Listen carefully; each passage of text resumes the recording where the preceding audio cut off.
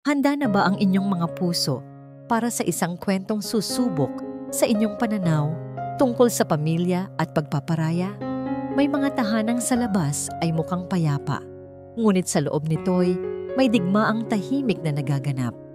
Sabi nila, ang pinakamasakit na sugat ay hindi galing sa isang kaaway, kundi sa mismong mga mahal mo sa buhay na dapat sana'y iyong sandalan.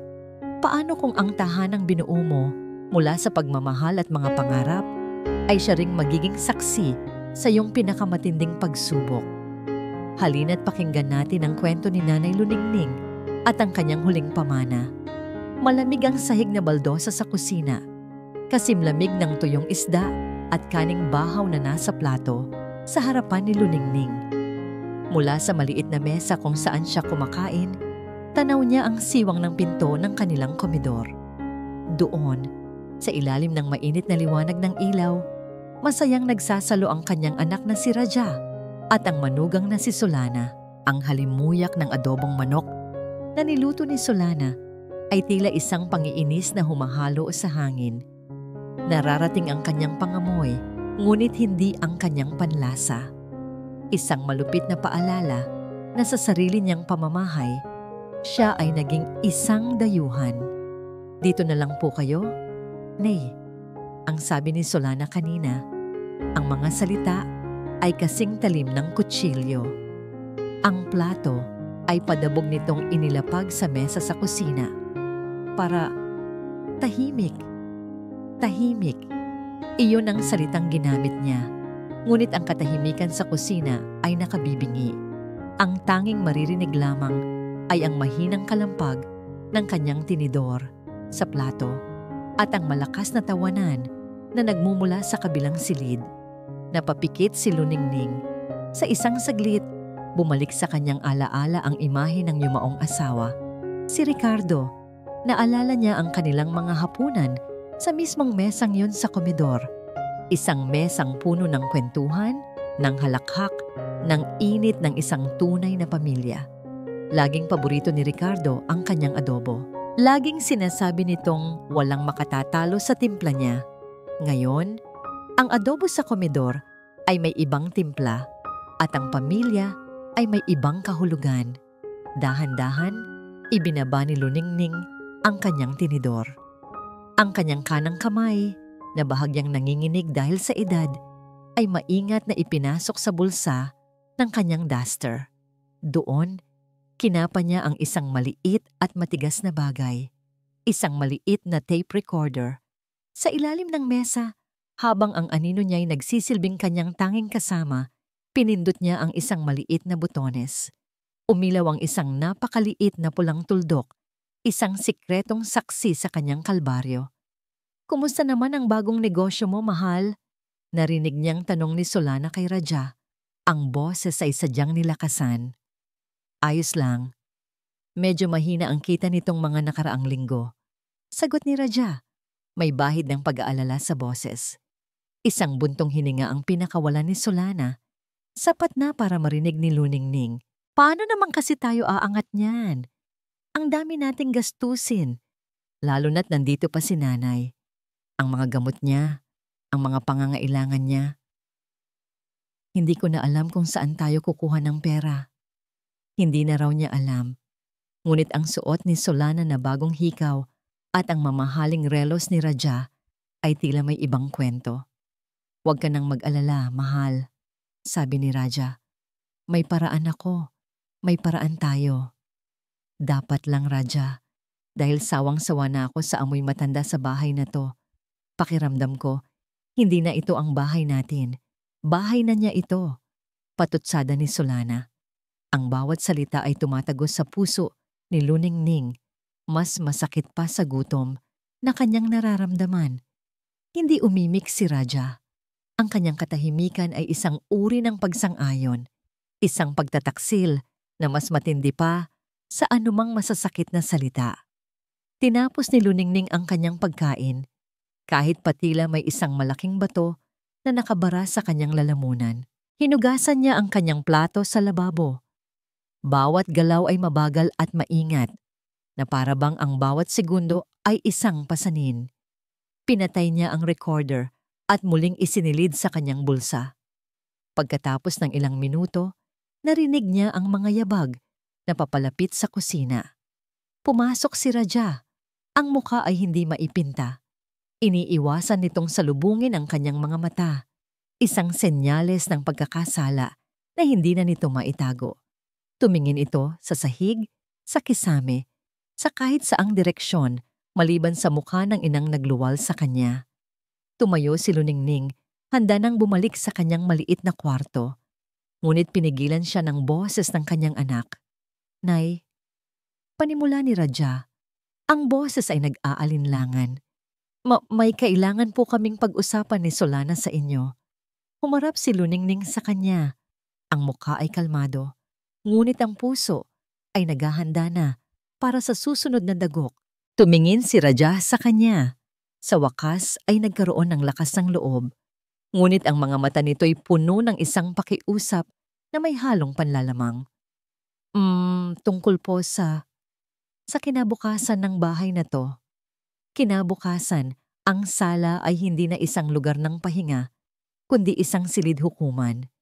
Si Solana ang taga-usig, si Raja ang nag-aatubiling saksi, at si Luningning ang nasasakdal na walang kamalay-malay sa hatol na naghihintay sa kanya. Maingat na inilatag ni Solana ang mga papeles sa ibabaw ng maliit na mesa. Mga papeles na mukhang opisyal, puno ng mga numero at salitang medikal na sadyang pinili upang maghasik ng kalituhan at takot. Gawa-gawa lang ang mga ito, inimprenta sa isang computer shop kahapon, ngunit para kay Solana, ito ang kanilang tiket patungo sa kalayaan, kalayaan mula sa utang at sa pabigat na kanyang biyenan. Maupo po kayo, Nay, sabi ni Solana. Ang boses ay pilit na pinatatag at pinalambing. Umupo si Luningning sa silyang nasa tapat nila. Ang kanyang mga mata ay lumipat-lipat mula sa mukha ni Solana patungo sa mukha ni Raja na nakayuko at pinaglalaruan ang sariling mga daliri. Hindi nito magawang salubungin ang kanyang tingin. Huminga ng malalim si Solana. Sinisimulan ang kanyang pag-arte. Nay, pinatawag po namin kayo ni Raja dahil may resulta na po yung huling check-up ninyo. Bahagyang kumunot ang noo ni Luningning. Check-up? Kailan? Nung isang linggo po. Nay, nung sinamahan ko kayo sa klinika. Mabilis na sagot ni Solana. Isang kasinungalingang agad niyang nabuo. At hindi po maganda ang resulta. Itinuro niya ang isang papel. Ayon po sa doktor, mayroon kayong degenerative arterial calcification. Ibig sabihin po, naninigas ang mga ugat ninyo at kailangan ng agarang treatment. Isang serye ng mga injection para hindi po ito lumala at mauwi sa mas malubha. Pinagmasdan ni Raja ang kanyang ina. Nakita niya ang unti-unting pagbabago sa mukha nito. Mula sa pagtataka, patungo sa pag-aalala. Isang kirot ang gumuhit sa kanyang dibdib. Gusto niyang magsalita. Gusto niyang bawiin ang lahat.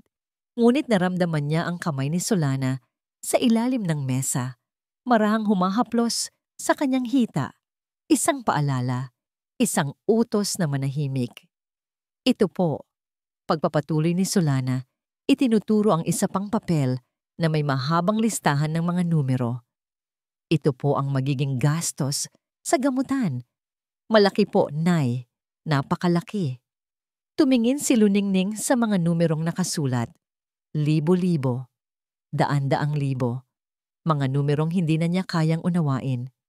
Pero, saan tayo kukuha ng ganyang kalaking pera? Mahinang tanong ni Luningning. Ang boses ay tila naghahanap ng kasagutan, ng pag-asa. Ito na ang pagkakataong hinihintay ni Solana. Tumingin siya kay Raja, isang senyas, para ito na ang magsalita. Nag-angat ng tingin si Raja, pinilit na harapin ang mga mata ng ina. Nay, sabi niya, ang lalamunan ay tila may bara. Sinubukan po naming humanap ng paraan. Nangutang ako sa mga kaibigan, pero kulang pa rin. Ang negosyo, mahina. Muling naramdaman ni Raja ang kamay ni Solana. Ngayon, hindi na ito haplos. Isa na itong mahigpit na pagpisil, isang babala.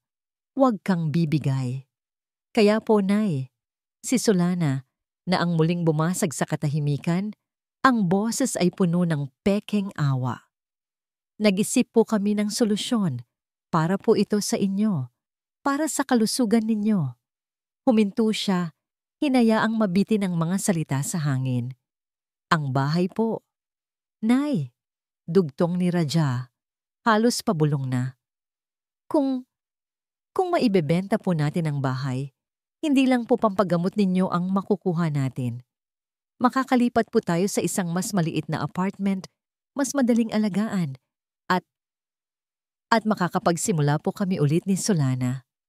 Sa wakas nasabi na nila. Ang lason ay kumalat na sa hangin. Isang mahabang katahimikan ang namayani. Tinitigan ni Luningning ang mga papel, pagkatapos ay ang kanyang anak. Ang anak na kanyang inalagaan, minahal, at pinag-aral. Ang anak na ngayon ay hinihingi ang kaisa-isang bagay na naiwan sa kanya ng kanilang ama. Pero, nagsimulang magsalita si Luningning. Ang boses ay nanginginig, puno ng pait at sakit. Ito na lang ang iniwan ng papa ninyo sa akin. Ang mga salitang yon ay tumama kay Raja na parang isang sampal. Yumuko siyang muli, hindi makayanan ang bigat ng tingin ng kanyang ina. Nakita ni Solana ang pag-aatubili ni Raja at ang sakit sa mukha ng biyanan. Kailangan na niyang tapusin ito. Naiintindihan po namin yon, Nay, malumanay niyang sabi. Pero mas mahalaga po ang buhay ninyo kaysa sa isang bahay, hindi po ba? Gusto pa po namin kayong makasama ng matagal. Ang bawat salita ay isang patak ng lason, matamis pakinggan ngunit nakamamatay. Hindi na muling umimik si Luningning. Tumingin siya sa bintana, sa puno ng mangga na itinanim nila ni Ricardo noong bagong kasal pa lamang sila. Pagkatapos ng ilang sandali, dahan-dahan siyang tumango. Isang paggalaw na puno ng pagod at pagsuko. Pag-iisipan ko, sabi niya sa wakas, bago marahang tumayo at naglakad pabalik sa kanyang silid. Ang kanyang likod ay tila mas lalo pang nabaluktot dahil sa bigat ng kanilang ipinapasan. Naiwan si Raja at Solana sa sala. Nakahinga ng maluwag si Raja, ngunit ang bigat sa kanyang dibdib ay hindi nawala. Ngumiti si Solana. Isang ngiti ng tagumpay, hinawakan niya ang kamay ng asawa. Nakita mo? Sabi ko sa'yo, gagana ito. Hindi sumagot si Raja. Hinaplos ni Solana ang kanyang pisngi. Malapit na siyang bumigay. Bulong niya, ang mga mata ay nagniningning dahil sa kasakiman. Bukas, kailangan mong makuha ang titulo. Madilim pa nang magising si Luningning. Hindi dahil sa kakulangan ng sikat ng araw, kundi dahil sa bigat na bumabalot sa kanyang puso. Ngunit sa umagang ito, ang bigat ay may kasamang kakaibang kislap. Isang determinasyon na matagal nang natutulog. Marahan siyang bumangon, bawat kilos ay sinadya niyang bagalan. Inayos niya ang kanyang sarili, pinili ang luma ngunit malinis na bestida at isang alampay na ibinalabal sa kanyang mga balikat. Ang kanyang mga kamay ay bahagyang nanginginig. Isang panginginig na hindi na niya alam kung dahil ba sa edad o sa bigat ng kanyang binabalak. Nadatnan niya si Solana sa kusina, nagtitimpla ng kape. Ang mukha nito ay kulang sa pasensya. Tiningnan siya ni Solana mula ulo hanggang paa. Saan ang punta ninyo, Nay? Ang aga pa.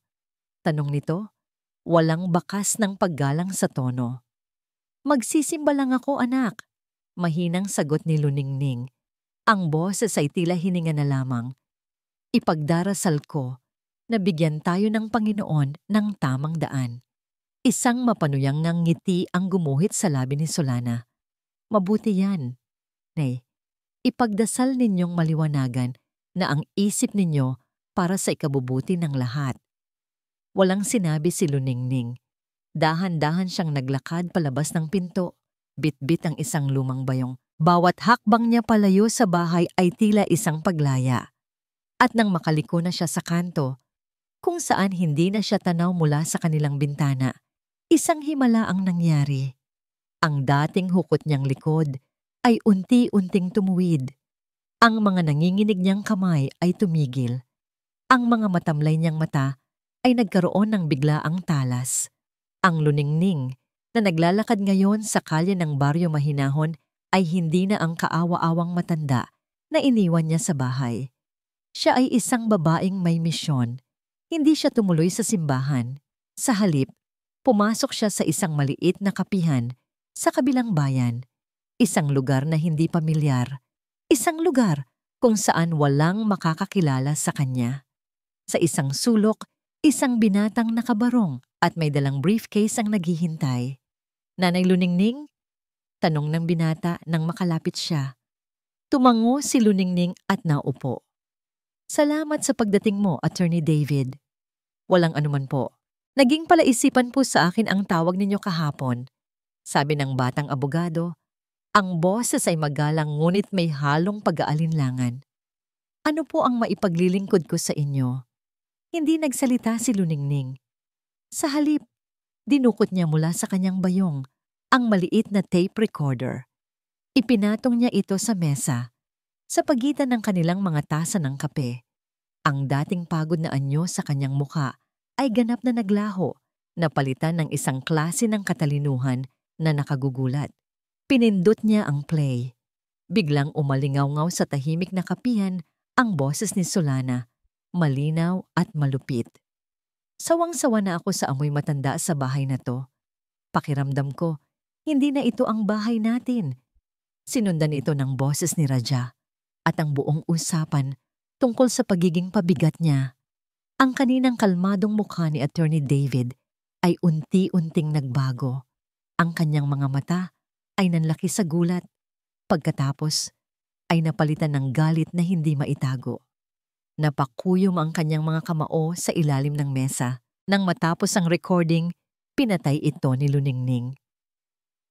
"Iyan po," sabi ni Luningning. Ang boses ay matatag na ngayon at walang bahid ng panginginig. "Ang dahilan kung bakit kita tinawagan." Ilang sandali bago nakapagsalita si Attorney David. "Ito po ay hindi makatao. Ito ay panloloko. Ang mga medical bill na sinasabi ninyo ay gawa-gawa lang nila." Pagpapatuloy ni Luningning. "Kailangan nila ng pera at ang bahay ko ang nakikita nilang solusyon. Ngunit hindi ko ibibigay sa kanila ang bahay para lamang lustayin. Ano po ang plano ninyo, Nanay Luningning?" "Handa po akong tumulong," sabi ni Attorney David. Ang boses ay puno na ngayon ng determinasyon. Isinalaysay ni Luningning ang kanyang plano. Bawat detalye ay pinag-isipang mabuti. Habang nagsasalita siya, lalong humanga ang batang abogado. Ang matandang kaharap niya ay hindi isang ordinaryong biktima. Siya ay isang general na naghahanda para sa isang digmaan. Matapos ang kanilang pag-uusap, may isa pang ginawa si Luningning. Habang nagliligpit si Attorney David, kinuha ni Luningning ang kanyang lumang telepono at nagdial ng isang numero. "Hello? Sister Agnes?" sabi niya. "Ako ito. Si Luningning." "Oo. Handa na ang lahat para sa Bahay Pag-asa. Magkikita tayo sa tamang panahon." Nang maglakad siya pauwi, muling bumalik ang anyo ng isang mahinang matanda. Ang kanyang likod ay muling humukot, ang kanyang paglalakad ay bumagal. Isang perpektong pagbabalat kayo. Ngunit pagbukas niya ng pinto ng kanilang bahay, isang eksena ang bumungad sa kanya na nagpatigil sa kanyang paghinga. Ang pinto ng kanyang silid ay bukas na bukas at sa loob, naroon si Solana. Nakabukas ang aparador at ang mga damit niya ay nakakalat sa sahig. Ang mga drawer ay nakabukas, ang mga laman ay tila hinalughog. Galit na galit si Solana, hinahanap ang isang bagay na alam ni Luningning kung ano, ang titulo ng kanyang bahay. Hindi na mapakali si Solana. Ang bawat oras na lumilipas ay parang isang insulto sa kanyang talino. Ang pagtanggi ni Luningning na ibigay ang titulo, ang pag-aarteng pag-iisipan, ay isang laro na wala siyang balak salihan. Kung hindi ito ibibigay ng maayos, kukunin niya ito sa paraang hindi maayos. At doon, sa gitna ng silid ng kanyang biyenan, nagsimula ang kanyang marahas na paghahanap. Ang silid ay amoy naftalina at lumang kahoy, isang amoy na kinasusuklaman ni Solana. Para sa kanya, ito ang amoy ng kahirapan, ng pagtitiis, ng isang buhay na gusto na niyang talikuran. Binuksan niya ang aparador ni Luningning ng buong puwersa. Ang mga luma at plansadong duster ay isa-isa niyang hinahagis sa sahig. Bawat damit na kanyang ibinabato ay may kasamang pabulong na sumpa. Nasaan na ba tinago ng matandang yon? Hinukay niya ang ilalim ng mga damit. Kinapa ang bawat sulok ng aparador. Tiningnan kung mayroong tagong kompartimento. Wala. Isinunod niya ang maliit na tokador. Ang mga drawer ay kanyang binuksan. Ang mga laman ay ibinuhos sa kama. Mga lumang rosaryo, maliliit na bote ng aceite de manzanilla, mga nakatuping sulat na sulat kamay. Basura. Lahat ay basura sa kanyang paningin. Ang kanyang pagkadismaya ay nagiging galit. Sa gitna ng kanyang paghahalughog, isang pamilyar na tunog ang kanyang narinig mula sa may pinto. Ang marahan at ritmikong tunog ng dalawang karayom na nagsasalpukan. Nilingon niya ito. Nakaupo sa kanyang silyang tumba-tumba si Luningning. Sa labas lamang ng silid, naglalala ng isang sinulid na kulay asul. Ang kanyang mukha ay kalmado. Ang mga mata ay nakatuon sa kanyang ginagawa. Ngunit alam ni Solana, nararamdaman niya, pinapanood siya. Ang tunog ng paglalala ay tila isang pang-aasar sa pandinig ni Solana. Na para bang sinasabi nitong, sige lang, maghanap ka. Hinding-hindi mo yon makikita. Ano po ang ginagawa ninyo dyan, Nay? Inis na tanong ni Solana, sinusubukang kontrolin ang kanyang boses. Nag-angat ng tingin si Luningning. Ang mga mata ay nagpapanggap na walang muwang. Naglalala lang, anak. Para sa magiging apo ko sana, sabi niya. Isang banayad na sundot sa katotohanang wala pa silang anak ni Raja. Lalong uminit ang ulo ni Solana. Binaliwala niya ang biyenan at ipinagpatuloy ang paghahanap. Lumuhod siya at sinilip ang ilalim ng kama. Alikabok at ilang lumang kahon ng sapatos ang naroon. Binuksan niya ang mga ito. Puro lumang litrato at mga resibo. Diyos ko, saan niya kaya itinago yon? Bulong niya sa sarili, ang pasensya ay paubos na.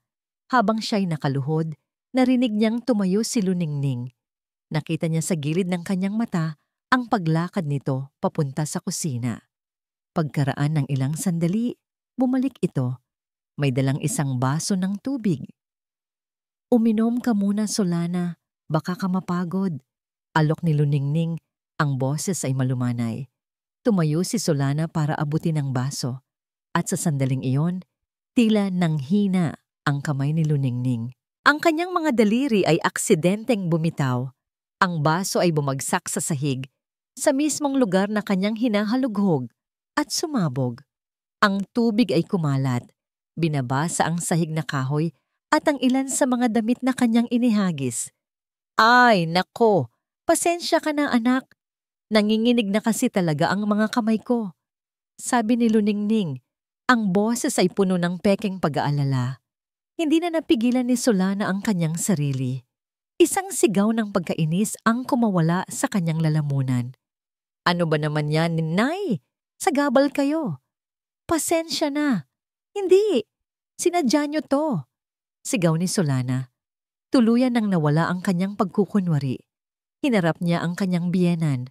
Ang mga matay nag-aapoy sa galit. Itigil na ninyo ang palabas na to. Alam kong hindi kayo ulyanin. Nasaan niyo itinago ang titulo? Tumingin si Luningning sa kanya. Ang mukha ay nagpapakita ng takot at kalituhan. Ang alin anak? Ang titulo? Anong titulo? Ang pagmamaang-maangan ni Luningning, ang huling patak na nagpaapaw sa baso. Sa sobrang galit, umurong si Solana at buong lakas na itinadyak ang isang bahagi ng sahig na kahoy. Ngunit sa halip na isang matigas na tunog, Isang kakaibang kalabog ang kanyang narinig. Isang tunog ng isang bagay na guwang sa ilalim. Napahinto siya. Nawala ang kanyang galit. Napalitan ng bigla ang interes. Yumuko siyang muli at kinatok ang tabla na kanyang tinadyakan. Totoo nga, iba ang tunog nito. Ginamit niya ang kanyang mga daliri para piliting iangat ang dulo ng tabla. At doon, sa ilalim ng sahig, sa isang sikretong espasyo, nakita niya ito. Isang maliit at kinakalawang na baul na bakal. Isang ngiti ng tagumpay ang sumilay sa mga labi ni Solana. Tumingala siya at tiningnan si Luningning. Isang tingin na nagsasabing, "Huli ka." Sa wakas, bulong niya sa sarili, ang mga mata ay nagniningning. Natagpuan din kita. Ang baul na bakal ay mas mabigat kaysa sa inaasahan ni Solana. Sinubukan niya itong buhatin palabas mula sa taguan nito, ngunit ang bigat ng lumang metal at ang bigat ng kanyang kasakiman ay tila pinagsama. "Raja, halika rito. Bilis!" Sigaw niya. Ang boses ay hindi maitago ang pananabik. Ilang saglit pa, dumating si Raja. Ang pagod sa kanyang mukha mula sa trabaho ay agad na napalitan ng gulat nang makita ang nakabukas na sahig at ang baul. "Nahanap mo?" sabi niya, halos pabulong. Isang nangiti ang nagsimulang mabuo sa kanyang labi. Sa wakas, ito na ang katapusan ng kanilang mga problema. "Oo, tulungan mo ako," utos ni Solana. Pinagtulungan nilang iangat ang baul at ipinatong sa ibabaw ng kama ni Luningning. Kinakalawang ang kandado nito, matibay at tila isinumpa na manatiling sarado. Sinubukan itong kalikutin ni Solana gamit ang hairpin, ngunit walang nangyari. Kumuha si Raja ng martilyo at distornilyador mula sa kanilang bodega. Pinukpok niya ang kandado. Ang bawat malakas na kalampag ay umalingaw-ngaw sa buong bahay, ngunit ang bakal ay hindi matinag. Habang pinapanood sila, tahimik na naupo si Luningning sa kanyang silyang tumba-tumba. Ang mga kamay ay kalmadong nakapatong sa kanyang kandungan. Walang takot sa kanyang mga mata. Tanging isang malalim na awa para sa desperadong tanawin sa kanyang harapan. "Hindi mabuksan," inis na sabi ni Raja. Ang pawis ay nagsisimulang mamuo sa kanyang noo. Ang pag-asa ay mabilis na nagiging frustrasyon. "Humanap ka ng paraan, Raja. Nandyan sa loob ang titulo. Nararamdaman ko." Giit ni Solana. Ang kanyang mga kuko ay bumaon sa braso ng asawa. Sa gitna ng kanilang pagpupumilit, biglang tumunog ang telepono ni Raja. Isang pamilyar na pangalan ang lumitaw sa screen. Isang pangalan na nagpatigil sa pagtibok ng kanyang puso. "Hello?" sagot niya. Ang boses ay nanginginig. Lumayo siya ng kaunti. Bumubulong sa telepono. Hindi marinig ni Luningning ang sinasabi sa kabilang linya, ngunit nakikita niya ang epekto nito kay Raja. Ang kulay sa mukha nito ay unti-unting nawala. Napalitan ng putla ng purong takot. Opo, bigyan niyo pa po ako ng ilang araw. Parating na po, pakiusap." Ibinaba niya ang tawag, ang kanyang kamay ay nanginginig ng husto. Humarap siya kay Solana, ang mga mata ay puno ng pagkasindak.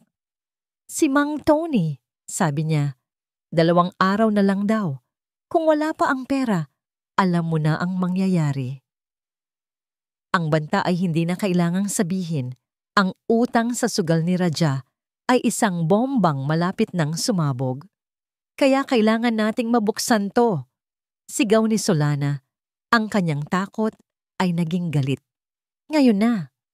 Sa gitna ng tensyon, isang katok ang narinig nila mula sa labas ng bahay. "Tao po. Nay Luningning?" Iyon ang boses ni Aling Fe, ang kanilang kapitbahay at matalik na kaibigan ni Luningning. Nagkatinginan si Raja at Solana. "Patay," bulong ni Solana. Mabilis siyang kumilos. "Itago mo yan. Ako nang bahala dito." Itinulak nila ang baul pabalik sa ilalim ng kama at mabilis na isinara ang sahig. Lumabas si Solana. Isinara ang pinto ng kwarto ni Luningning at hinarap si Aling Fay sa may tarangkahan. "Magandang hapon po, Aling Fay." Bati ni Solana, isang peking ngiti ang nakapaskil sa kanyang muka. "Magandang hapon, Solana. Si Luningning, ilang araw ko na siyang hindi nakikita. Nag-aalala lang ako. Nagdala ako ng paborito niyang kakanin," sabi ni Aling Fay, hawak ang isang maliit na bilao. "Naku, salamat po. Pero nagpapahinga po si nanay ngayon. Masama po kasi ang pakiramdam. Sabi ng doktor, kailangan niya ng maraming pahinga at iwas muna sa bisita." Pagsisinungaling ni Solana, bawat salita ay maingat na binitawan.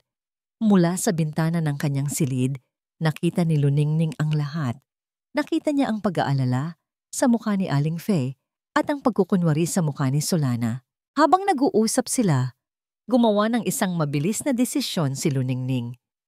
Kumuha siya ng isang maliit na piraso ng papel at panulat at nagsulat ng 3 salita.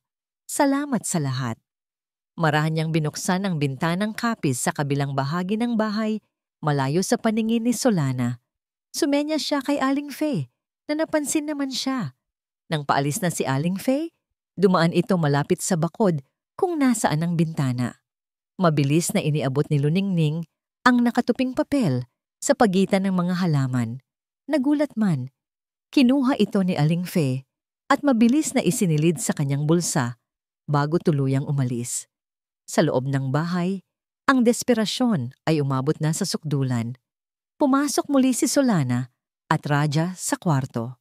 Ang kanilang pagkabigo ay nakatuon na ngayon sa nag-iisang tao na sa tingin nila'y may hawak ng solusyon. Hinarap ni Raja ang kanyang ina.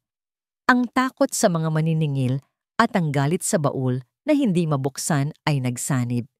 Itinuro niya ang kama kung saan nakatago ang baul. "Nay, alam naming alam niyo kung paano buksan to," sabi niya. Ang boses ay nagbabanta. "Ibigay niyo na sa amin ang susi." Tumingin lamang si Luningning sa kanya. Ang mga mata ay puno ng lungkot. Hindi siya umimik. Ang kanyang katahimikan ang tuluyang sumira sa natitirang kontrol ni Raja. Hinila niya ang baul mula sa ilalim ng kama at itinayo sa gitna ng silid. "Ayaw niyong magsalita?" Sigaw niya. Ang kanyang boses ay basag na. "Sige, kung hindi niyo ibibigay ang susi, sisirain namin to. Gusto niyo bang makita akong makulong, Nay?" Ang sigaw ni Raja ay nanatiling nakabitin sa hangin. Isang desperadong banta na nagmula sa isang desperadong puso. "Gusto niyo bang makita akong makulong, Nay?" Sa kauna-unahang pagkakataon, mula nang magsimula ang paghahanap, isang malinaw na emosyon ang gumuhit sa mukha ni Luningning. Hindi takot, hindi galit, kundi isang malalim at nakapanlulumong pagkabigo. Tumingin siya sa kanyang anak, ang bunga ng kanyang pagmamahal. Ngayon ay isang estrangherong nagbabanta sa kanya dahil sa pera. Dahan-dahan, tumayo siya mula sa kanyang silyang tumba-tumba. Ang kanyang bawat galaw ay mabagal, na para bang dinadama niya ang bigat ng desisyong kanyang gagawin. "Huwag, anak," sabi niya. Ang boses ay mahina, ngunit sapat na para pigilan ang kamay ni Raja, na akmang hahampasin muli ng martilyo ang baul.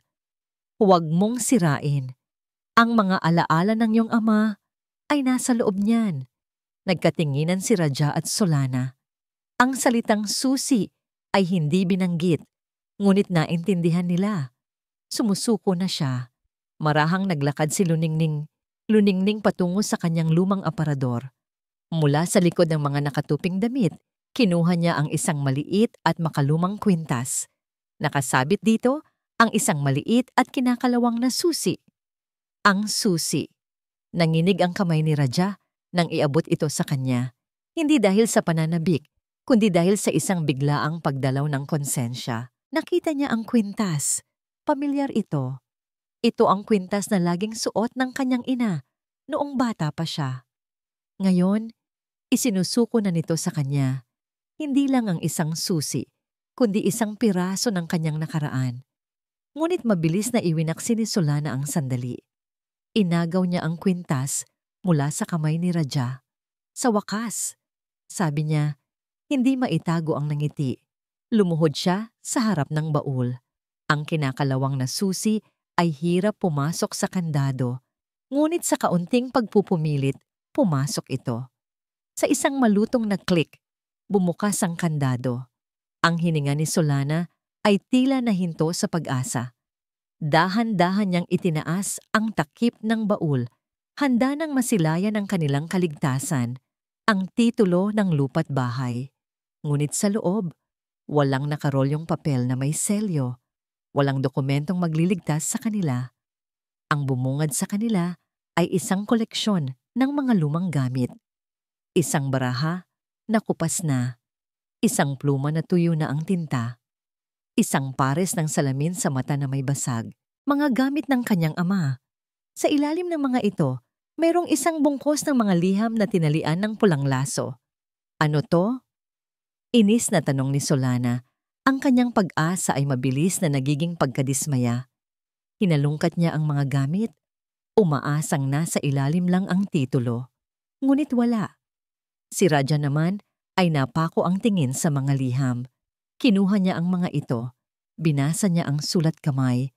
Sa unang sobre, sulat ito ng kanyang ama para sa kanyang ina. Binuksan niya ito. Ito ay isang tula. Isang tula ng pag-ibig. Luningning, aking tala sa gabi. Isang kislap ng alaala ang dumaan sa isip ni Raja. Naalala niya ang kanyang ama. Nakaupo sa balkonahe, isinusulat ang mga tulang ito habang nakangiting pinapanood ang kanyang ina na nagdidilig ng mga halaman. Ang kanilang pagmamahalan ay simple, ngunit totoo. Isang bagay na hindi niya maibigay kay Solana. Isang bagay na nawala na sa kanya. Mga tula, liham, sigaw ni Solana. Ang boses ay puno ng pagkasuklam. Ano ang gagawin natin dito? Hindi nito mababayaran ang utang mo. Sa kanyang pagwawala, isang maliit at nakatuping papel ang nahulog mula sa pagitan ng mga liham. Iba ang itsura nito, mas bago. Kinuha ito ni Solana at mabilis na binuksan. Sulat kamay ito ni Luningning. Binasa niya ito ng malakas. Ang bawat salita ay isang dagok sa kanilang mga inaasahan. Anak, panimula ng sulat. Kung binabasa niyo na ito, ibig sabihin ay binuksan ninyo ang baul ng inyong ama. Ang laman nito ay hindi pera, ngunit mga bagay na mas mahalaga pa roon. Ang mga alaala ng pagmamahal na bumuo sa tahanang ito. Ang tunay na pamana niya ay hindi ang bahay, kundi ang pag-ibig na itinuro niya sa atin. Ang titulo ng bahay, ang pinakamahalaga kong pag-aari. Matagal ko na itong inilagay sa lugar na pinakaligtas sa lahat. Nasa bangko. Pagkatapos basahin ang huling salita, isang nakabibinging katahimikan ang bumalot sa silid. Bangko? Napatingin sila kay Luningning. Nakatayo lang ito sa isang sulok. Ang kanyang mukha ay hindi mabasa. Niloko niyo kami, sabi ni Solana. Ang boses ay mahina, ngunit puno ng bagsik. Ang lahat ng ito, isang palabas lang. Unti-unting tumayo si Luningning. Ang kanyang likod ay tuwid na ngayon. Tiningnan niya ang nagkalat na mga gamit ng kanyang asawa sa sahig. Pagkatapos ay tumingin siya sa kanila. Isang maliit at mapait na ngiti ang sumilay sa kanyang mga labi. Isang ngasang ngiti na nagsasabing nanalo siya sa unang yugto ng laban. Ang nangiting iyon ang nagpasiklab sa galit ni Solana. Hindi niya matanggap ang pagkatalo. Sa isang biglaang kilos, dinampot niya ang mga liham ng pag-ibig, ang mga tula, ang mga alaala, at pinunit ang mga ito sa gitna. Bangko, ha? Sigaw niya, ang kanyang mukha ay pangit dahil sa galit. Sige, pupunta tayo sa bangko bukas. At pipirma ka, Luningning. Pipilitin kitang pumirma. Ang biyahe papunta sa bangko ay isang biyahe patungo sa bitayan. Si Luningning ay nakaupo sa gitna ng likurang upuan, tila isang bilanggo sa pagitan ng dalawang bantay. Sa kanyang kanan ay si Solana, na ang katawan ay tensyonado at ang mga matay matalas na nakamasid sa bawat galaw niya. Sa kanyang kaliwa ay si Raja, na nakatingin lamang sa labas ng bintana, takot na harapin ang sariling kataksilan. Walang nagsasalita. Tanging ang ugong ng makina ng sasakyan at ang malakas na pagkabog sa dibdib ni Luningning ang maririnig. Pinanatili niyang nakayuko ang kanyang ulo, ang mga balikat ay lupaypay. Ang kanyang anyo ay larawan ng isang taong ganap ng natalo. Isang ina na isinusuko na ang huling bastyon ng kanyang dangal para sa kapakanan o sa kasinungalingan ng kanyang anak. Pagdating sa bangko, ang lamig ng aircon ay tila tumusok hanggang sa kanyang mga buto. Inalalayan siya ni Solana, ngunit ang pagkakahawak nito sa kanyang braso ay hindi pag-aalalay, kundi isang mahigpit na pagbabantay. Dinala sila sa opisina ng bank manager, isang babaeng may propesyonal na ngiti na hindi umabot sa kanyang mga mata. Inilatag sa mesa ang mga dokumento, ang Deed of Absolute Sale, ang legal na instrumento na maglilipat ng pangalan ng kanyang tahanan, ang tahanan na itinayo nila ni Ricardo, sa pangalan ni Raha at Solana. Pakibasa niyo lang po, Ginang Cruz, at kung sang-ayon po kayo sa lahat, maaari na po kayong pumirma rito, sabi ng manager. Itinuturo ang linya sa ibaba ng papel. Tinitigan ni Luningning ang mga dokumento. Ang mga salita ay lumabos sa kanyang paningin, hindi dahil sa edad, kundi dahil sa mga luhang nagsimulang mamuo sa kanyang mga mata. Ito na ang katapusan. Naramdaman niya ang paglapit ni Solana sa kanyang tenga. Isang maling galaw. Nay, bulong nito, ang bawat salita ay may kamandag. Pag hindi kayo pumirma, ihahatid ko kayo sa pinakamurang bahay ampunan para sa mga matatanda, yung walang bibisita sa inyo kahit kailan. Ang banta ay malinaw, isang buhay ng pag-iisa at paglimot. Tumingin si Luningning sa kanyang anak, naghahanap ng kahit katiting na awa, ng kahit anong senyales na pipigilan nito ang lahat. Ngunit si Raja ay umiwas ng tingin. Nakatingin ito sa sahig, tila mayroong napaka-interesanting bagay sa pattern ng mga tiles. Nay, sabi ni Raja, ang boses ay basag at puno ng pagsusumamo. Hindi ito isang utos, kundi isang pakiusap mula sa isang duwag. Para sa akin po, pakiusap. Iyon na ang huling dagok. Ang pakiusap, ang pag-amin na isinasakripisyo siya para sa pansariling interes nito. Isang hikbi ang kumawala sa mga labi ni Luningning. Isang tunog ng pusong ganap ng nawasak. Ang kanyang mga balikat ay nagsimulang manginig. Tumingin siya sa bank manager, na ngayon ay halatang hindi na komportable sa nasasaksihang drama. Pipasensya na, sabi ni Luningning sa manager. Ang boses ay garalgal. Ang bahay na ito, buhay ko ito. Naiintindihan ko po, magalang na sagot ng manager. Kahit pa malinaw na gusto na niyang matapos ang transaksyon. Dinampot ni Luningning ang ballpen. Ang kanyang kamay ay nanginginig ng husto, isang panginginig na hindi na kailangang iarte. Bawat ugat sa kanyang kamay ay sumisigaw ng pagtutol. Tumingin siya sa papel, sa linya kung saan nakasulat ang kanyang pangalan, Luningning Cruz. Tumingin siya muli kay Raja, isang huling tahimik na apela, ngunit ang kanyang anak ay nanatiling nakayuko, isang rebulto ng kahihiyan. Sumuko na siya. Sa isang mabagal at nanginginig na galaw, inilapat niya ang dulo ng ballpen sa papel. Ang tunog ng pagsulat ay tila napakalakas sa loob ng tahimik na opisina. Bawat letra ay isang paghihirap mo.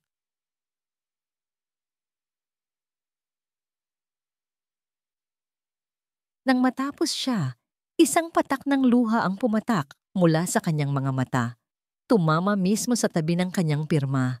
Mabilis niyang binitawan ang ballpen na para bang ito'y nag-aapoy. Isang malalim na buntong hininga ng tagumpay ang pinakawalan ni Solana. Mabilis niyang kinuha ang papel mula sa mesa, tila takot na baka magbago pa ang isip ng matanda. "Salamat po, Nay," sabi niya. Ang ngiti ay hindi na maitago. "Para rin po ito sa inyo." Tiningnan niya ang dokumento, ang kanyang tropeyo. Ang pirma ay naroon. Ang patak ng luha ay naroon. Ang lahat ay perpekto. "Tapos na," bulong niya sa sarili, puno ng kagalakan. Hawak na niya ang kanilang kinabukasan. Ngunit habang tinititigan niya ang pirma, pinagmamasdan ng tagumpay. Isang bagay ang pumukaw sa kanyang pansin. Kumunot ang kanyang noo. Mayroong mali. Tiningnan niyang muli, nang mas malapitan. Ang pirma ay nanginginig. Oo, ngunit mayroong isang maliit, halos hindi mapansing detalye. Sa apelyidong Cruz, ang letrang R ay tila isinulat na mas mukhang letrang G. "Sigius?" Bulong niya sa sarili. Binaliwala niya ito. Gawa lang siguro ng panginginig. Ngunit habang papalabas sila ng bangko, na nasarado na para sa araw na yon, ang maliit na detalye ay hindi umalis sa kanyang isipan. Isang maliit na binhi ng pagdududa ang nagsimulang tumubo sa gitna ng kanyang tagumpay. Ang biyahe pabalik ay kabaligtaran ng biyahe papunta. Ang katahimikan ay napalitan ng masayang kwentuhan ni Solana. Ipinaplano na niya ang lahat. Ang pagbebenta ng bahay sa isang developer na matagal na niyang kausap. Ang pagbabayad sa utang ni Raja. Ang pagbili ng isang maliit na kondominium sa syudad. At ang natitirang pera ay para sa isang bagong negosyo. "Nakikita mo, Raja?" sabi niya. Hinahaplos ang braso ng asawa. "Sinabi ko sa'yo, ito lang ang solusyon. Sa wakas, malaya na tayo." Si Raja ay tumango lamang. Isang pilit na ngiti ang nasa kanyang mga labi. Ang bigat sa kanyang dibdib ay hindi nawala. Sa katunayan, tila mas lalo pa itong bumigat. Nakuha nga nila ang bahay ngunit hindi ninaw. Ngunit sa anong halaga? Ang imahe ng kanyang inang umiiyak habang pumipirma ay nakaukit na sa kanyang isipan. Si Luningning naman ay nanatiling tahimik sa likod, nakatingin sa labas ng bintana. Ang mga luha ay natuyo na sa kanyang pisngi. Ngunit ang bakas ng kalungkutan ay naroon pa rin. Isang perpektong maskara para sa determinasyon na nag-aalab sa loob niya. Pagdating sa bahay, agad na tiningnan muli ni Solana ang dokumento. Ang maliit na pagdududa tungkol sa pirma ay hindi pa rin maalis sa kanyang isipan. Habang tinititigan niya ito, sa ilalim ng maliwanag na ilaw sa sala, ang pagdududa ay naging katiyakan. "Mali ito," sabi niya. Ang boses ay biglang naging seryoso. "Anong mali?" tanong ni Raja. "Ang pirma. Tignan mo." Itinuro niya ang apelyido. Hindi yan R.E.G. ang pagkakasulat niya. Luningning Chiguz. Hindi ito tatanggapin. Sinadya niya to. Hinarap niya si Luningning na kasalukuyang nagtitimpla ng tsaa sa kusina na para bang walang nangyari. "Anong ibig sabihin nito, Nay?"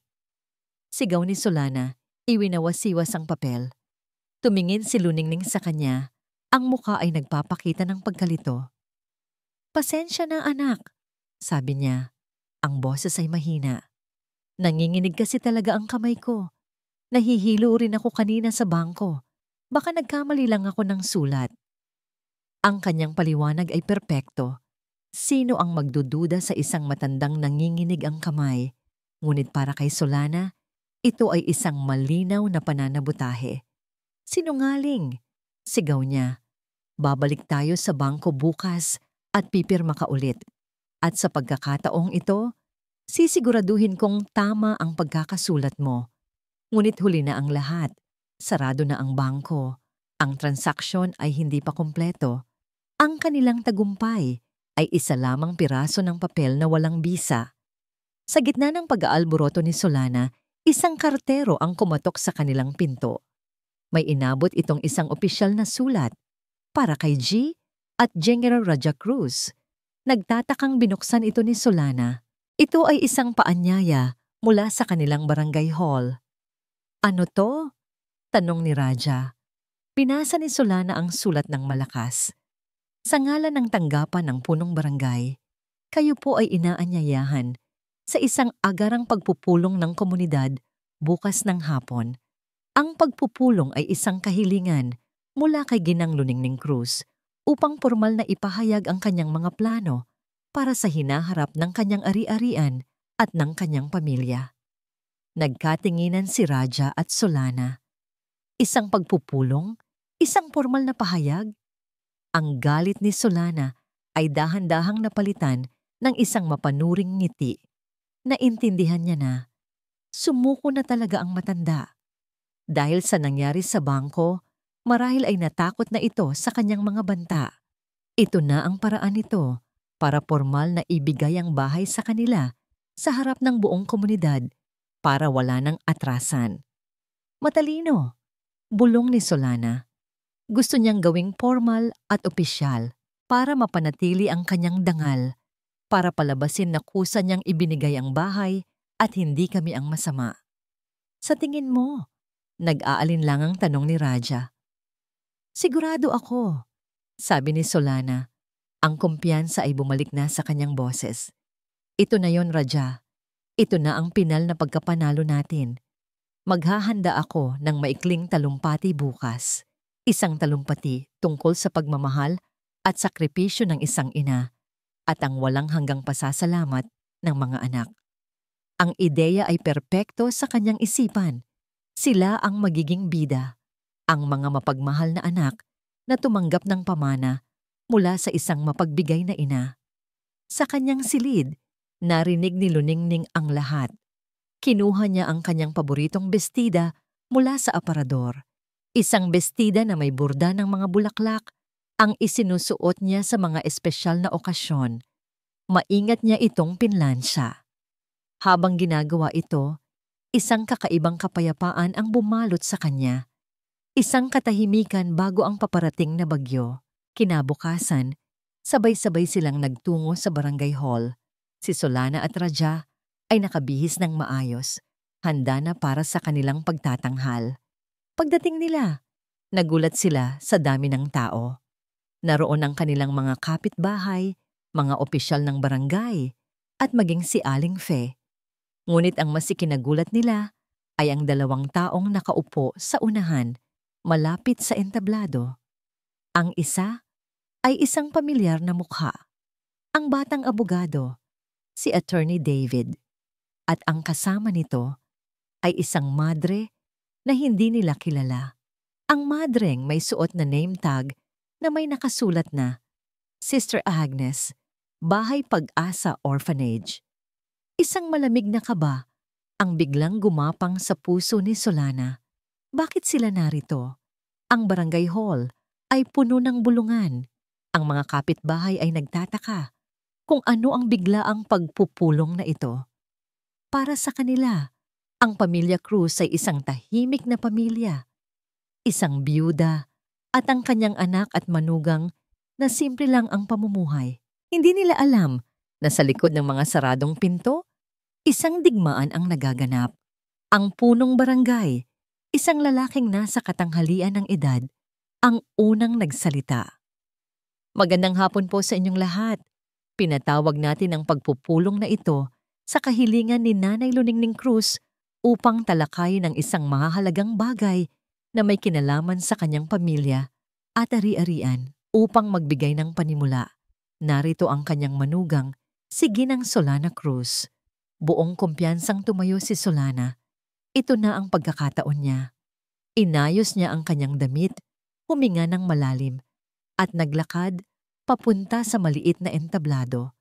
Kinuha niya ang mikropono at isang malungkot, ngunit matamis na ngiti ang kanyang ipinakita sa lahat. Ang kanyang inihandang talumpati ay handa ng bumulaga sa puso ng mga manonood. Magandang hapon po. Panimula niya, ang boses ay pilit na pinanginginig na para bang nagpipigil ng luha. Maraming salamat po sa inyong pagdalo. Nandito po ako sa harapan ninyo kasama ang aking asawang si Raja upang magbigay pugay sa aming pinakamamahal na ina, si Nanay Luningning. Tumingin siya kay Luningning na tahimik na nakaupo sa unang hilera. Ang aming ina, pagpapatuloy niya, ay nag-alay ng kanyang buong buhay para sa aming pamilya. At ngayon, sa kanyang pagtanda, panahon na po para kami naman ang mag-alay ng aming buhay para sa kanya. Sa mga nakaraang buwan, naging mahirap po ang aming pinansyal na sitwasyon, lalo na't kailangan naming tustusan ang kanyang mga pangangailangang medikal. Ilang kapitbahay ang tumango, nagpapakita ng simpatiya. Ngunit sa kabila po ng lahat, ang pagmamahal ng isang ina ay walang kapantay. Dahil sa kanyang kagandahang loob, nagdesisyon po si nanay na ipagkatiwala sa amin ang aming tahanan upang masiguro na maibibigay namin sa kanya ang pinakamagandang pangangalaga hanggang sa kanyang huling hininga. Ito po ay isang sakripisyo na hinding-hindi namin malilimutan. Nagkunwari siyang pinupunasan ng isang luhang, hindi naman talaga pumatak. Nanay, mula sa kaibuturan ng aming mga puso ni Raja, maraming salamat po. Nagpalakpakan ng ilang mga tao na antig sa kanyang madamdaming pagtatanghal. Si Solana ay ngumiti, isang ngangiti ng perpektong tagumpay. Inabot niya ang kamay kay Raja na umakyat din sa entablado at tumabi sa kanya, isang larawan ng pagkakaisa ng pamilya. Pagkatapos ng palakpakan, muling nagsalita ang punong barangay. Maraming salamat, Ginang Solana. At ngayon, pakinggan naman po natin ang may-ari ng tahanan, ang ating kagalang-galang, Nanay Luningning Cruz. Dahan-dahang tumayo si Luningning. Lahat ng mata ay nakatuon sa kanya. Ang kanyang paglalakad papunta sa entablado ay mabagal. Ngunit hindi ito ang paglalakad ng isang mahinang matanda. Ito ay ang paglalakad ng isang reyna na papunta sa kanyang trono. Nang hawakan niya ang mikropono, isang kakaibang katahimikan ang bumalot sa buong hall. Tiningnan niya ang mga tao, ang kanyang mga kapitbahay, at pagkatapos ay tiningnan niya ng diretso sa mata si Solana at si Raja. Ngunit hindi siya nagsalita. Sa halip, tumango siya sa kanyang abogado, si Attorney David, na nakaupo sa gilid. Tumayo si Attorney David, may dalang isang maliit na digital recorder at isang speaker. Ikinonekta niya ang dalawa. Ano yan? Bulong ni Solana kay Raja. Ang kaba ay nagsisimula nang kumain sa kanyang kumpiyansa. Hindi ko alam. Sagot ni Raja. Ang kanyang mga palad ay pinagpapawisan. Iniabot ni Attorney David ang recorder kay Luningning. Tiningnan muna ni Luningning ang kanyang anak at manugang, isang huling, tahimik na tanong sa kanyang mga mata. Pagkatapos, pinindot niya ang play. Sa simula, tanging isang mahinang kalampag ng mga kubyertos ang narinig. Pagkatapos, isang boses ang pumunit sa katahimikan. Isang boses na pamilyar sa lahat. Ang boses ni Solana. Sawang-sawa na ako sa amoy matanda sa bahay na to. Pakiramdam ko, hindi na ito ang bahay natin. Bahay na niya ito. Isang kolektibong hininga ng gulat ang narinig mula sa mga manonood. Napatingin ang lahat kay Solana na ang mukha ay biglang namutla na parang isang papel. Ang recording ay nagpatuloy. Ang boses ni Raja, sumasang-ayon sa katahimikan, ang kanilang buong pag-uusap tungkol sa pagiging pabigat ni Luningning, ang kanilang plano tungkol sa pekeng medical bill, ang kanilang pag-uusap tungkol sa kinabukasan pagkatapos nilang makuha ang bahay. Bawat salita ay isang dagok, bawat pangungusap ay isang paglalantad. Ang madamdaming talumpati ni Solana kanina ay naging isang kasuklam-suklam na kasinungalingan. Ang mga bulungan ay naging malakas na usapan. Ang mga tingin ng simpatiya ay napalitan ng mga tingin ng pandidiri at galit. Si Aling Faye ay napahawak sa kanyang bibig. Ang kanyang mga mata ay nanlalaki sa hindi makapaniwalang pagtingin sa mag-asawa. Si Solana ay tila napako sa kanyang kinatatayuan, hindi makagalaw, hindi makapagsalita. Ang kanyang perpektong mundo ay gumuho sa loob lamang ng ilang segundo. Tumingin siya kay Raja. Naghahanap ng tulong, Ngunit si Raja ay nakayuko. Ang kanyang mukha ay nakasubsob sa kanyang mga palad. Hindi makayanan ang bigat ng kahihiyan. Itinigil ni Luningning ang recording sa gitna ng isang malupit na pangungusap ni Solana. Ang biglaang katahimikan ay mas nakabibingi pa kaysa sa ingay kanina. Inilapit niya ang mikropono sa kanyang mga labi. Ang kanyang boses, nang sa wakas ay lumabas ito, ay kalmado, matatag, at puno ng isang kapangyarihan na hindi pa naririnig ng sinuman mula sa kanya. Ang narinig ninyo, sabi niya sa buong hall, ay ang aking araw-araw na agahan, tanghalian at hapunan. Tumingin siya sa kanyang nagulat na anak at manugang. Pero hindi pa diyan nagtatapos ang lahat. Ang mga salita ni Luningning ay tumarak sa puso ng bawat isa sa hall. Pero hindi pa diyan nagtatapos ang lahat. Ang kanyang boses ay hindi na boses ng isang biktima. Ito ay boses ng isang hukom na handa ng ilahad ang kanyang hatol. Sa loob ng maraming buwan, pagpapatuloy niya, ang kanyang tingin ay hindi inaalis kina Raja at Solana. Naging bingi ako sa masasakit na salita. Naging bulag ako sa kanilang mga masasamang gawa. Dahil naniniwala ako bilang isang ina na ang pagmamahal at pagpapasensya ay kayang baguhin ng isang tao. Ngunit nagkamali ako. Isang malalim na hininga ang kanyang pinakawalan. Ang sinasabi nilang gastusing medikal ay isang kasinungalingan. Ang bawat salita ay malinaw at mabigat. Ang katotohanan, ang anak kong si Raja ay nalulong sa sugal. Baon siya sa utang sa isang taong mapanganib. At ang bahay ko, ang tahanang iniwan ng kanyang ama, ang nakita nilang tanging paraan para takasan ang kanilang mga problema. Isang bagong bugso ng bulungan at pagkabigla ang kumalat sa mga tao. Ngayon, hindi lang ito kwento ng pagwawalang bahala, kundi kwento ng panlilinlang para sa isang masamang bisyo. Ang kahihiyan sa mukha ni Raja ay mas lalo pang lumalim. Tila gusto na niyang lamunin ng lupa. Hindi totoo yan, di totoo yan. Biglang sigaw ni Solana. Sa wakas ay nakahanap ng boses, kahit pa ito'y basag at desperado. Nagsisinungaling siya. Gusto niya lang sirain kami. Gusto niyang palabasin na kami ang masama. Ngunit walang naniwala sa kanya. Ang ebidensya mula sa tape recorder ay sariwa pa sa kanilang mga isipan. Tapos na ba kayo, Ginang Cruz? Magalang na tanong ni Attorney David, na ngayon ay nakatayo na sa tabi ni Luningning. Hindi sumagot si Solana. Tiningnan lang niya ang abogado nang may pagbabanta. Dahil kung tapos na kayo, sabi ni Attorney David, nais pong ipahayag ni Nanay Luningning ang kanyang pinal na desisyon. Lahat ng atensyon ay muling nabaling kay Luningning.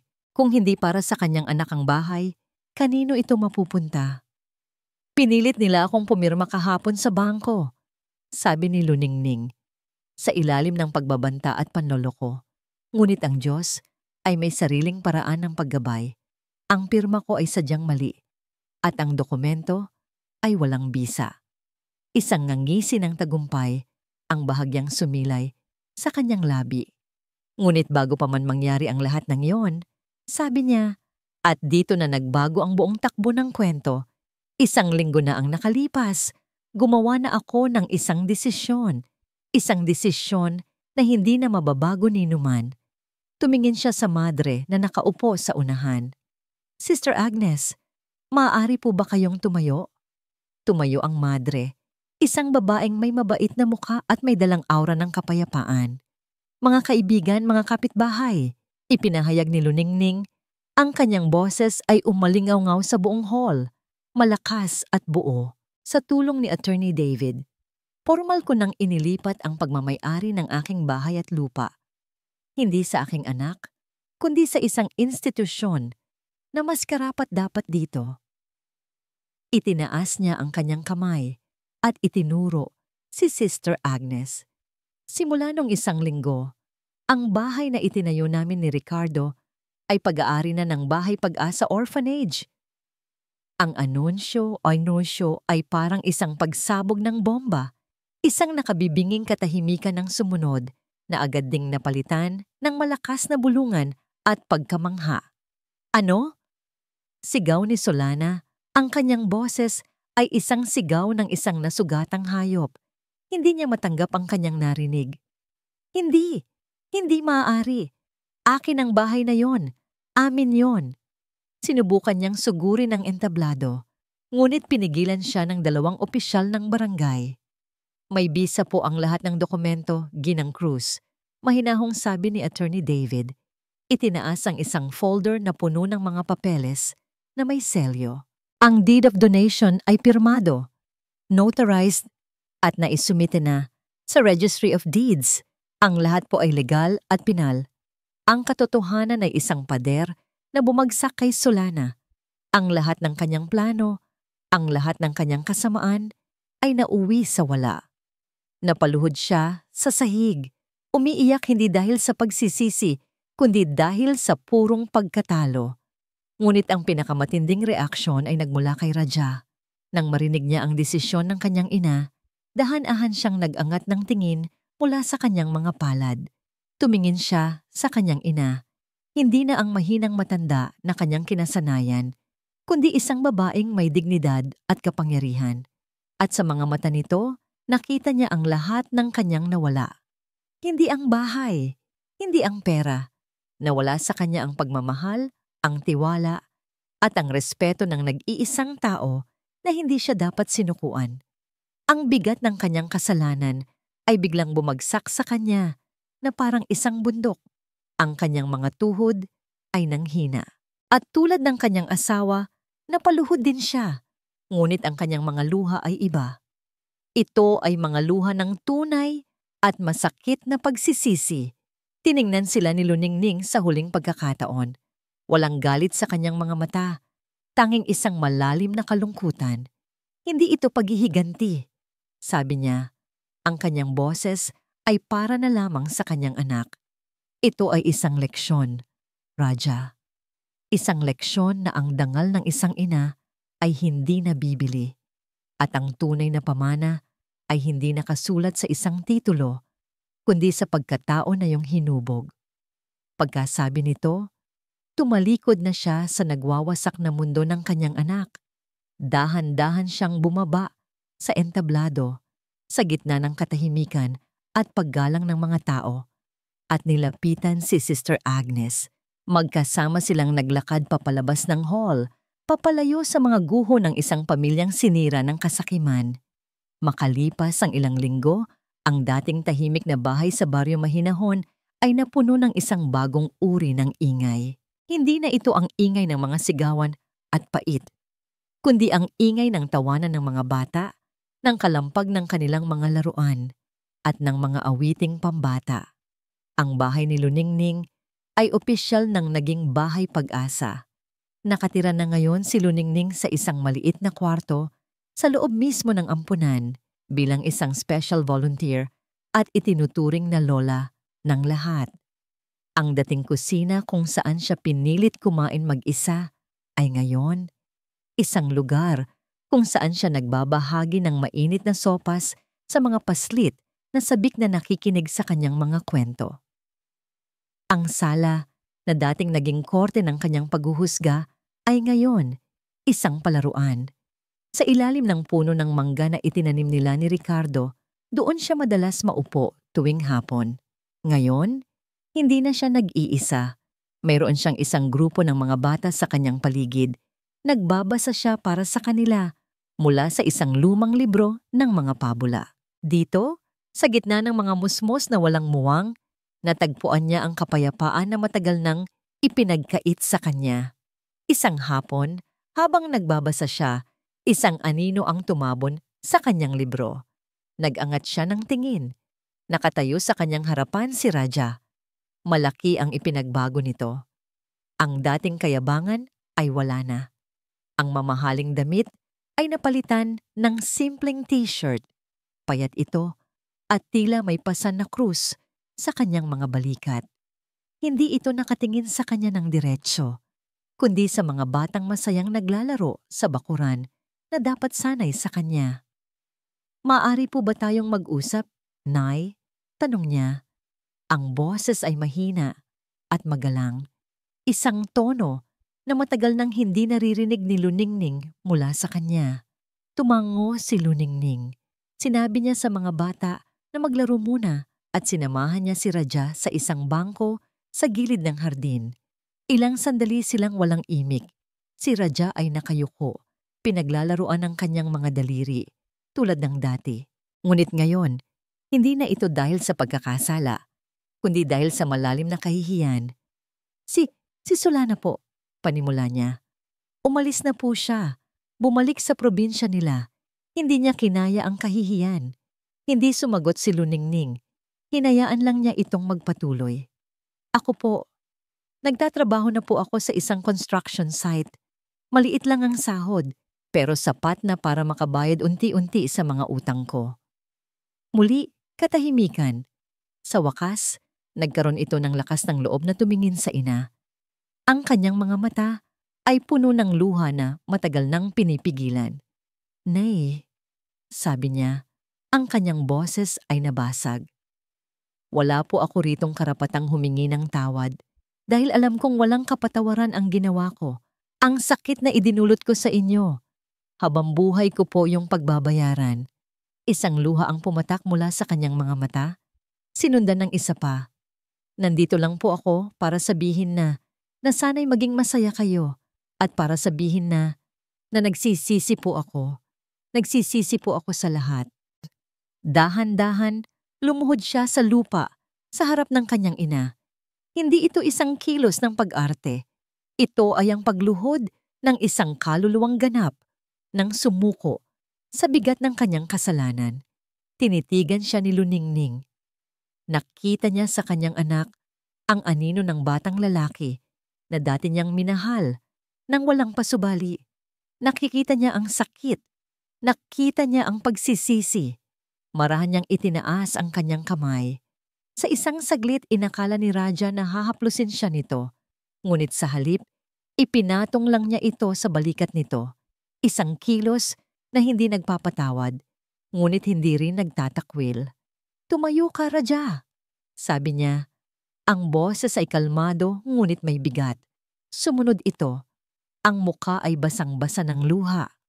"Ang kapatawaran na hinahanap mo," sabi ni Luningning, "ay hindi mo makukuha mula sa akin ngayon.